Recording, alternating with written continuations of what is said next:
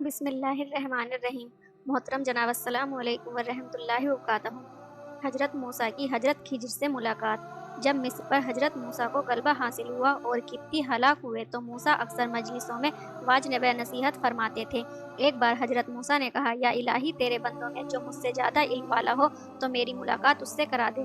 अल्लाह ताला ने फरमाया, मेरा एक बंदा है जो तुझसे ज़्यादा इल्म वाला है। मैंने उसके सीने में अपने भेदों का इल्म रखा है। तुमको वे दरिया के किनारे जहाँ मछली गुम होगी मिलेंगे। हजरत मूसा ने यूसुफ को साथ लिया और कई रोटियां और भुनी हुई मछलियां लेकर मजमउल बहरैन की तरफ चले। जब वे एक चश्मे के करीब पहुंचे तो आराम किया। हजरत मूसा थकावट की वजह से सो रहे और साथी ने उस चश्मे से वजू किया। जब चंद कतरे पानी के उस भुनी हुई मछली के ऊपर गिरे, उस मछली ने जिंदा होकर दरिया की राह ली।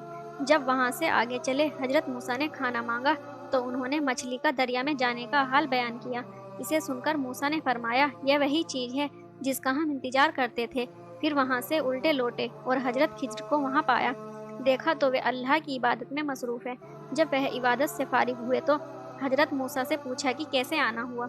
उन्होंने फरमाया, मेरे सफ़र का मकसद यह है कि कुछ रोज़ आपके साथ पास रहूं, जो इल्म अल्लाह ने आपको बख्शा है उसे सीखूं। हजरत खिज्र ने फरमाया, आपकी दरख्वास्त तो कबूल है, लेकिन हमारे साथ रहना बहुत मुश्किल है, इसलिए कि मैं बातिनी इल्म की वजह से एक काम करूं, लेकिन उसका जाहिरी बुरा हो और अंजाम उसका बेहतर, तो असल हकीकत को जाने बगैर तुम सब्र न कर सकोगे और हमारा साथ छूट जाएगा। हजरत मूसा ने कहा, इंशाअल्लाह मैं सब्र करूंगा और तुम्हारे हुक्म के खिलाफ न जाऊंगा। हजरत खिज्र ने कहा, अगर तुम मेरे साथ रहना चाहते हो तो जब तक मैं न कहूँ सब्र करना। इसके बाद वे कश्ती में बैठे। हजरत खिज्र ने चुपके से नाव के 2-3 तख्ते उखाड़ दिए और उन्हें दरिया में फेंक दिया और कश्ती के मालिकों से कहा, जल्दी अपनी नाव का इंतजाम करो, नहीं तो डूब जाएगी। लोग दौड़े और लकड़ियों के टुकड़े ले आए। फिर कश्ती की मरम्मत की गई, लेकिन कश्ती के मालिक का दिल कश्ती के ऐबदार होने की वजह से टूट गया। हजरत मूसा ने कहा, ऐसी मजबूत कश्ती में सुराख करना और इतने लोगों के डूबने का ख्याल न करना शरीयत के खिलाफ है। हजरत खिज्र ने फरमाया, क्या मैंने तुमसे कहा न था तुम मेरे साथ सफर न कर सकोगे। हजरत मूसा ने कहा, मैंने भूल से बात कही थी, अब मैं न बोलूँगा। इसके बाद कश्ती से उतरे और एक शहर के पास पहुँचे। देखा कि वहाँ कहीं लड़के खेल रहे हैं। हजरत खिज्र ने एक खूबसूरत लड़के को पकड़ लिया और छुरी से उसका गला काट दिया। वह लड़का वहीं हलाक हो गया। हजरत मूसा ने यह देखकर फरमाया, आपने यह क्या गजब किया, किसी बेगुनाह का कत्ल किया, किसी तरह जायज नहीं। हजरत खिज्र बोले, मैंने तो पहले ही कह दिया था कि तुमसे सब्र न हो सकेगा। हजरत मूसा ने कहा, अब अगर मैं बोलूं तो फिर मुझे अलग कर देना। फिर ये लोग आगे चले। रात आ गई, एक गांव में पहुंचे। मौसम सर्दी का था। गांव वालों ने न उन्हें खाना दिया और न कोई खिदमत की। उन्हें भूखे प्यासे रहना पड़ा। सुबह उठे तो देखा कि बस्ती में एक दीवार झुकी हुई गिरने के करीब है। हजरत खिज्र ने बगैर कोई मजदूरी लिए उस दीवार को सीधा कर दिया। हजरत मूसा ने फरमाया, गांव वालों ने तो हमारी कोई खातिर नहीं की, बल्कि बड़ी बेमरवती से पेश आए। मुनासिब था कि उनसे कुछ मजदूरी लेते और इस तरह कुछ खाने पीने का इंतजाम होता। हजरत खिज्र ने फरमाया, अब तुम्हारे दरमियान जुदाई का वक्त आ गया, लेकिन जाने से पहले उन बातों का भेद सुन लो जिन पर तुमसे सब्र न हो सका। वह कश्ती जिसे मैंने तोड़ा था, जालिम बादशाह के इलाके में से गुजरने वाली थी। वह जालिम बादशाह मजबूत कश्तियों को छीन लेता था।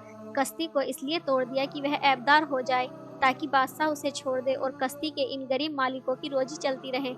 लड़के को कत्ल करने की वजह यह थी कि उसके माँ बाप नेक और शरीफ थे, लेकिन वह लड़का अगर जिंदा रहता तो कुफ्र, नाफरमानी और बिगाड़ के अलावा उससे और कुछ भी वजूद में न था। मैं डरा कि इसी के कुफ्र और फसाद का असर वालिदैन को न पहुँचे और वह इसकी बदी में न पकड़े जाएं। खुदा उसके बाप को दूसरी नेक औलाद अता करेगा। दीवार बनाने का भेद यह है कि वह दीवार यतीमों की है, जिनका बाप नेक और खुदा से डरने वाला था। दीवार के नीचे खजाना है। अगर दीवार गिर जाती तो लोग उस खजाने पर कब्जा कर लेते और यह यतीम कुछ न पाते। इसलिए मैंने खुदा ताला के इशारे से उस दीवार को संभाल लिया। इनके बड़े होने के बाद अगर दीवार गिरेगी तो खजाना इन्हीं के हाथ लगेगा, दूसरा इनसे छीन न सकेगा। इसके बाद हजरत मूसा हजरत खिज्र से रुखसत हो गए। हजरत मोहम्मद सल्लल्लाहु अलैहि वसल्लम ने फरमाया कि अगर हजरत मूसा सब्र करते तो और बहुत से खुदाई भेद सामने आ सकते थे। हजरत मूसा की वफात। حضرت موسیٰ کے انتقال کا وقت جب قریب آیا تو آپ نے فرمایا کہ تمام بنی اسرائیل کی گنتی کرو اور ان لوگوں کو تلاش کرو جو مصر سے نکلنے کے وقت موجود تھے۔ نقیبوں نے کہا کہ یوشع اور کالب کے سوا ان میں سے اب کوئی باقی نہیں رہا۔ پھر حضرت موسیٰ نے سب لوگوں کو جمع کیا اور وصیت کی۔ حضرت یوشع کو اپنا خلیفہ بنایا۔ کاتب لوگ جمع کیے گئے اور توریت کے نسخے لکھائے گئے اور ایک نسخہ اپنے ہاتھ سے لکھ کر جبریل کے ساتھ مقابلہ کیا۔ باقی نسخے اس نسخے سے ملائے گئے اور بنی اسرائیل کے گھرانوں میں تقسیم کر دیے گئے۔ پھر حضرت یوشع کو تاکید کی کہ وہ قوم کی تعلیم اور تربیت کا خیال رکھیں اور بنی اسرائیل کو اس بات کی تاکید کی کہ وہ حضرت یوشع کا حکم ماننے میں کوتاہی نہ ہونے دیں۔ ماہ آذر کی 7ویں تاریخ کو حضرت موسیٰ کا انتقال ہوا۔ حضرت ہارون کا انتقال حضرت موسیٰ کے بعد ہوا۔ حضرت موسیٰ کے بعد یوشع بن نون خلیفہ ہوئے اور ان کے بعد کالب خلیفہ ہوئے۔ کالب کے بعد حضرت خرقیل کو خلیفہ بنایا گیا۔ حضرت موسیٰ کے خلیفہ حضرت موسیٰ کی شریعت کے پابند تھے۔ ان کے زمانے میں جو قوم بت پرست تھی ان سے لڑائیاں بھی ہوئیں اور اکثر ملک فتح ہوئے۔ آج کے لیے بس اتنا ہی۔ اگلی ویڈیو میں ہم حاضر ہوں گے حضرت الیاس علیہ السلام کے واقعے کو لے کر۔ تب تک کے لیے اللہ حافظ۔